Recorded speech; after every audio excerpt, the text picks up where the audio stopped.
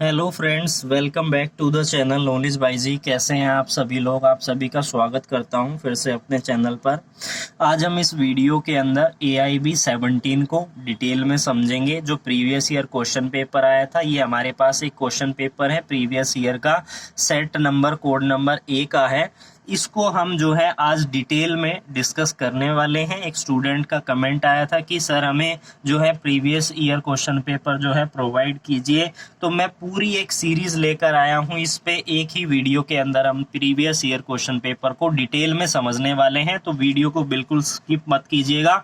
Fastly समझने की कोशिश करेंगे जितनी जल्दी हो सके। इस तरीके की बुकलेट आपको भी दी जाएगी, ये पैक होगी यहाँ से, और यहाँ से आपको निकाल कर जो है आपको सबसे पहले यहाँ पर अपना नाम डाल देना है, रोल नंबर डाल देना है, एनरोलमेंट नंबर डाल देना है।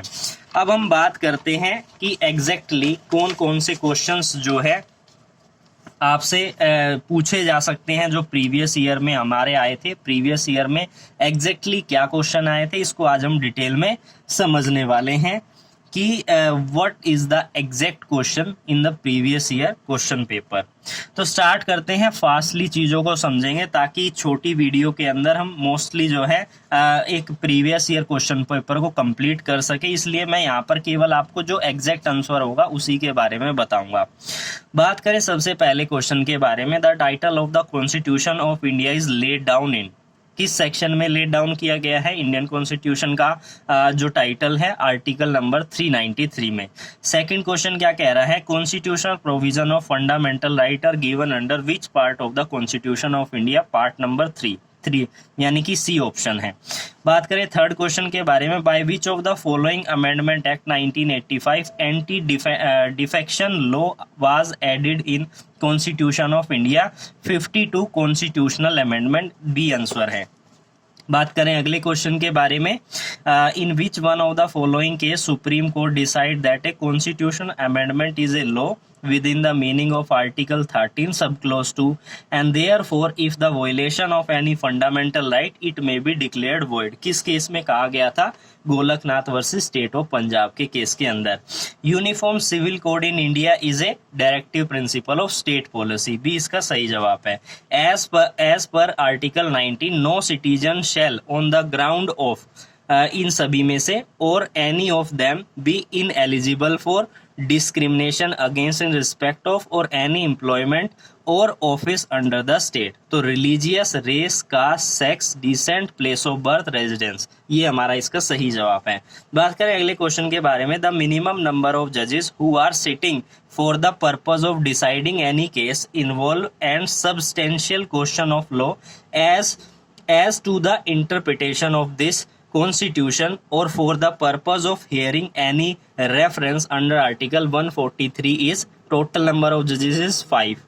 बात करें अगले क्वेश्चन के बारे में, according to the article 300 capital A of the Indian constitution of India no person shall be deprive his property save by authorization of law, यानी कि इसका ए जो है बिल्कुल सही जवाब है। बात करें अगले क्वेश्चन के बारे में, क्या कह रहा है, which of the following is not law according to the article 13 of the Indian constitution. तो rule, custom, usage, by law, ये सभी लॉ के बारे में बात करते हैं। डी आंसर इसका सही जवाब है। Which of the following schedule deal with the union list, state list, concurrent list in the constitution of India. 7 schedule में बताए गए हैं। Under section 82-83 of IPC any offense is punishable if it is done by a child। B option सही है, of above 7 years of age but below the 12 years of age having attained sufficient majority and understanding।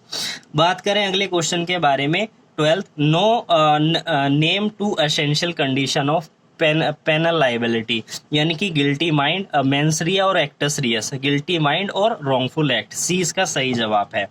Provision of a right to private defence is given under section 96 to 106 of IPC। बात करें अगले question के बारे में, the consent is not a valid consent under section 90 of IPC। इन सभी में अगर कंसेंट दी गई है तो वैलिड कंसेंट नहीं होगी। Causing of death of a child in a mother वो is not homicide as provided in section 299 299 के एक्सप्लेनेशन 3 में। बात करें अगले क्वेश्चन के बारे में, punishment of a defamation under IPC is a simple imprisonment for a term which may be extend to 2 year और विद फाइन और विद बोथ।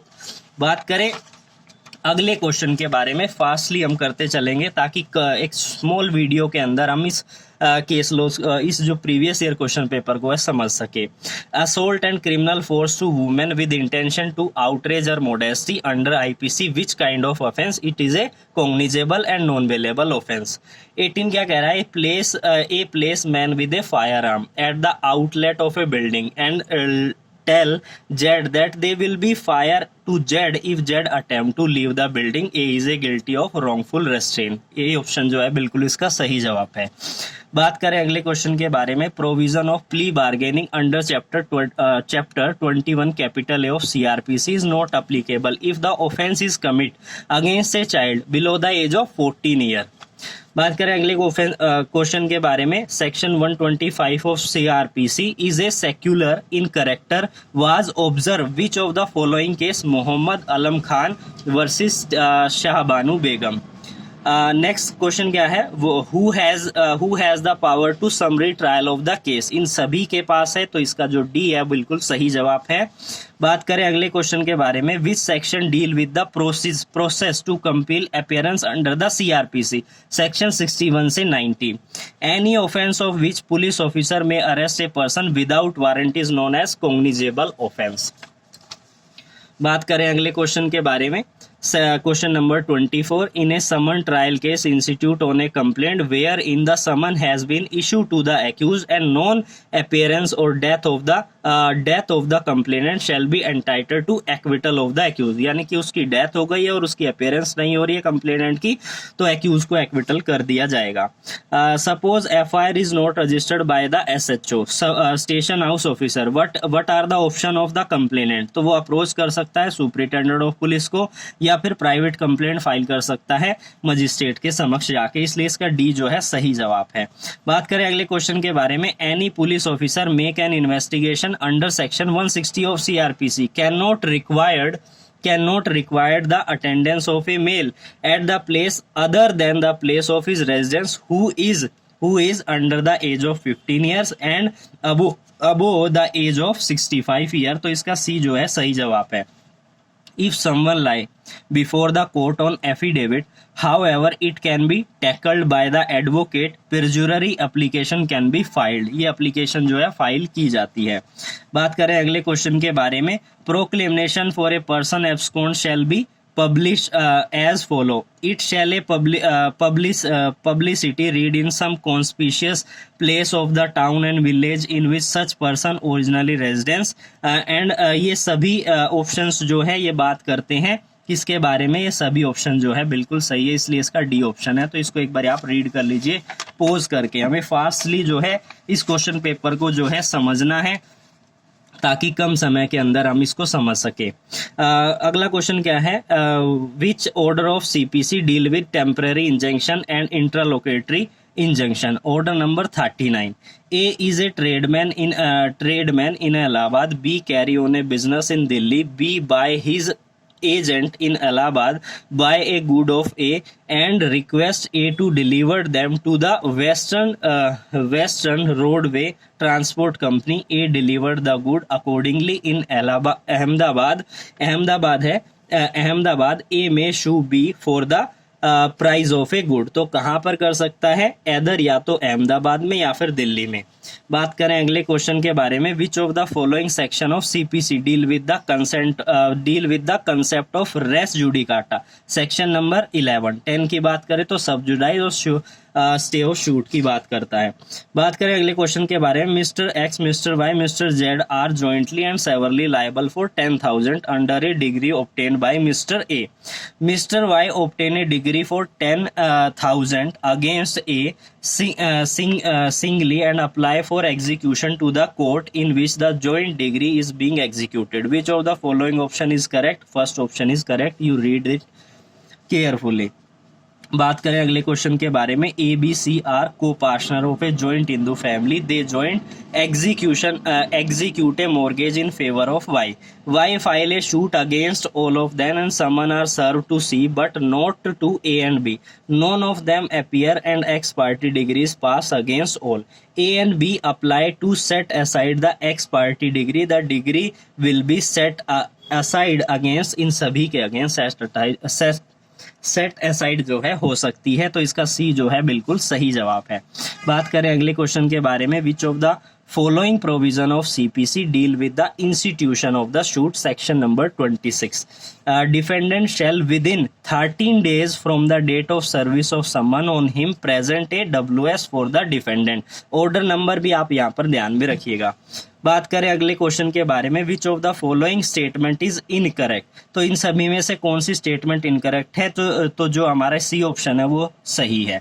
बात करें अगले क्वेश्चन के बारे में, क्वेश्चन नंबर 37 क्या कह रहा है ये, as per order 6 pleading shell means, यानी कि इसमें रिटर्न स्टेटमेंट भी और प्लांट भी शामिल होती है, तो सी इसका सही जवाब है।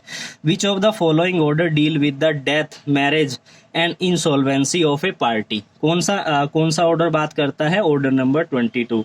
The doctrine of res gestae has been discuss in which section of the Indian evidence act, section number 6। बात करें अगले क्वेश्चन के बारे में, when a liability of person who is one of the party to the suit dependent upon the liability of the stranger to the suit, then the admission by the stranger in respect of the liability shall be admission on the part of the person who is a party to the suit. It has been so provided under which section of the Indian Evidence Act, section number 19। Judicial evidence का